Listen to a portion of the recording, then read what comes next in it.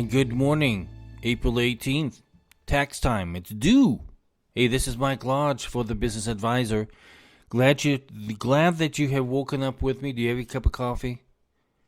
Good, get it, because we're going to go through some inflation information.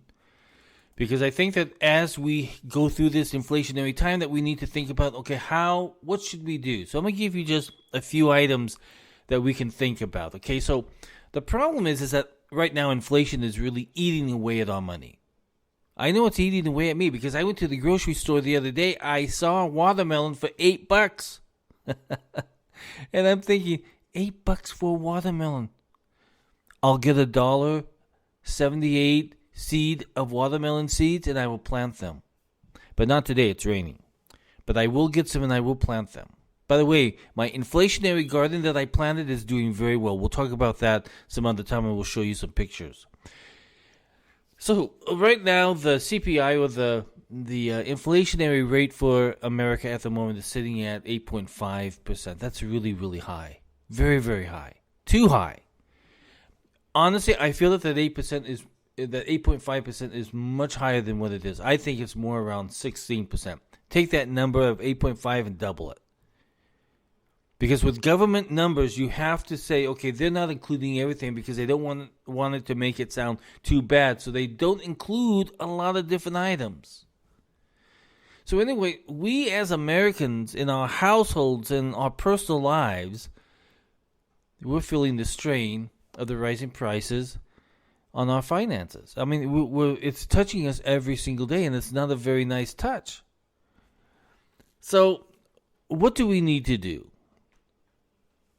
If you're finding that your money or my money, I'm finding this myself, spreads very thin in these days of inflation, you're not alone because we're all feeling it. We're all feeling it. 40% of adults say their families are worse off financially now than prior to the pandemic.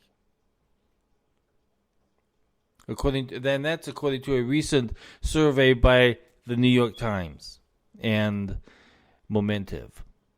So what shall we do? Well, for one thing, you've got to know where you stand.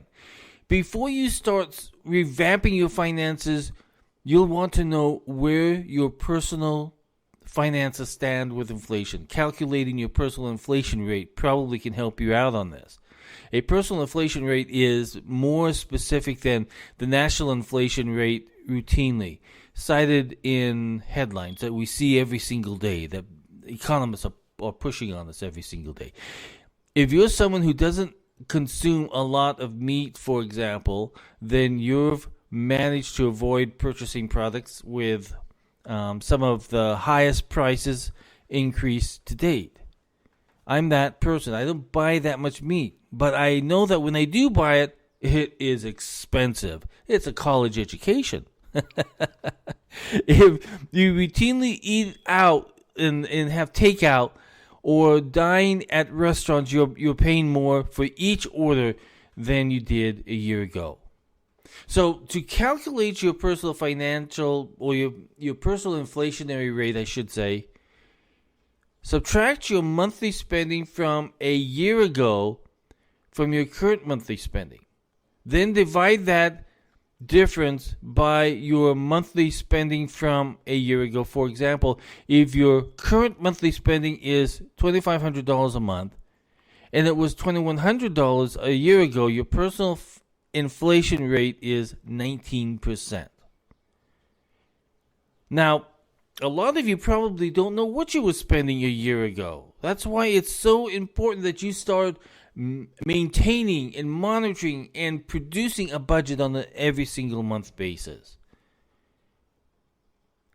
So you got to get smart with your budgeting. That's a very, very important thing. Get smart with your budgeting, because you need to know what your inflationary rate is and how much more you can expend. Because listen, if you have more money going out than you have coming in and you're using credit cards, you are in a doomsday situation. Once you understand your spending and your personal inflation rate, it's time to get back to really the budgeting basics. A budget is what creates a solid foundation in anyone's financial plan, even if you don't follow your budget down every single dollar. Knowing what money comes in and goes out each month will help you identify opportunities to stretch your income a lot farther.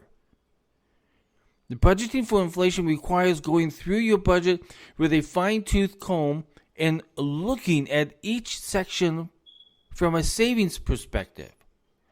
Do I really need Hulu, Netflix, and all the other apparatuses? Do I really need all that? Choose one.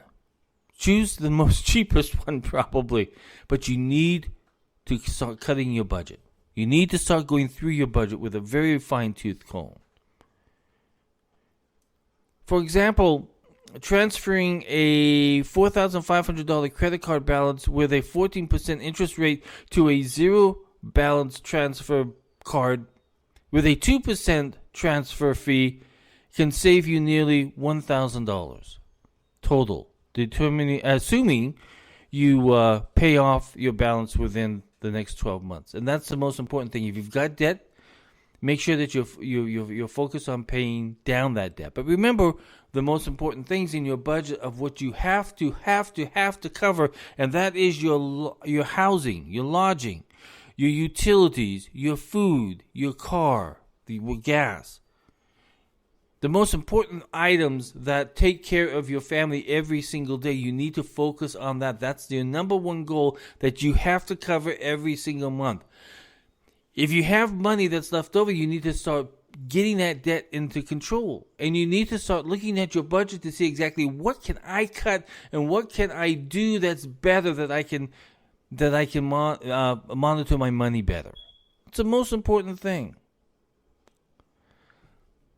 And then the most other important thing is that what fees am I paying? Like I know, for example, I just cut a whole bunch of apps that I don't need anymore, that were costing me a lot of bucks. Like example, my calendar that I use for taking appointments was about $45 a month. I was able to cut it down with a Google app with the same outcome on clients being able to book online for $7. So I went from $45 to $7. I saved some money there. And that's one of the other things. That's why I went to start doing my inflation garden, because I can grow tomatoes, I can grow cucumber, I can grow string beans, I can grow herbs, I can do all the stuff that I have been purchasing at the store. So I'm looking at the way that I'm spending money and what can I do? Okay, so I bought $1.78 seeds, $1.78 packet of seeds, and what am I going to get out of that? I'm going to get a whole bunch of vegetables out of that. And all summer long, I'm going to have vegetables. I'm going to have herbs. I'm going to have tomatoes. I'm going to have cucumbers and squash and summer squash and all that other good stuff that's healthy for me.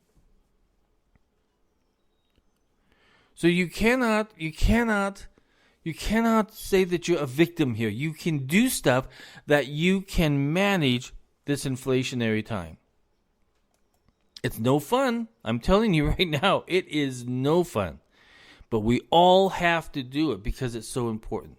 And then on your investments, okay? Now that the Federal Reserve is they're increasing their rates at the moment in an effort to tame the inflation, so that people are not spending so much money, or so it's raising up debt and everything else. And so investors are getting really shaky, and you're probably getting shaky too. What is going to happen to my 401k plan and everything else? That is a risk issue that you need to be looking at. And I've talked about this, I've written about this before. You need to sit down and look at your risks.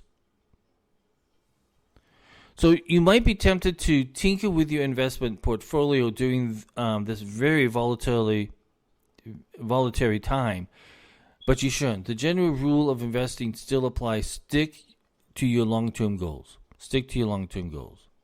You're likely to stay invested in stocks during these uncertain times, excuse me, especially in your retirement accounts. While 401k loans are an option if you need immediate funds, taking a loan out now means you'll miss out on compounding interest for the future. So I would strongly suggest do not take any loans out during this inflationary time from your 401k plan. You're going to need that 401k plan. Work on it. Look at it. It's a risk, but you need to see exactly how or what risk that you have that's sitting out there. What is going to take you? Is your life insurance plan still intact? What is the safety process of your bank? Is your bank safe? That is one thing that you need to look at. Let me tell you, that is a very important thing to look at the moment, because we're seeing too many things come out of this inflation that is making banks weak. We need to look at that. And then you need to start building up your savings. If you can build up your savings so much a month, good, do it. But listen, if you're upside down, you need to start sitting down with your husband and wife together and working on your budgeting. Budget. I tell you, it's the most important thing. In fact, I'll put a link on it. You can get a free budget Excel worksheet that's free. There's no hidden cost. There's nothing. You can just download it and use it. Listen, that's it for today. Tomorrow we're going to talk more about inflation, but we're going to talk about the budget, specifically the budget. So stay tuned on that. Listen, this is Mike Lodge. I'll talk with you soon. God bless you. Hope you had a great holiday. Talk to you tomorrow. Bye-bye.